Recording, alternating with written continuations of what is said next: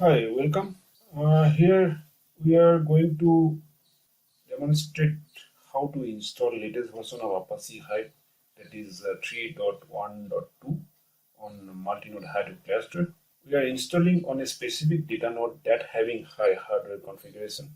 The tarball already we have downloaded from Apache Mirror and moved to that particular data node. Also, you can see the location of RDBMS scripts.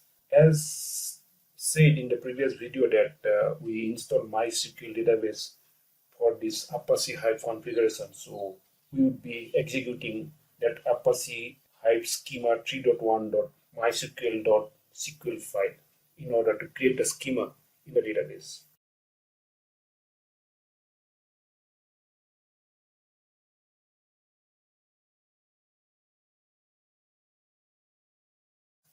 Hope you like this video and please stay tuned with us for other big data processing related videos, real-time case studies, POCs, etc.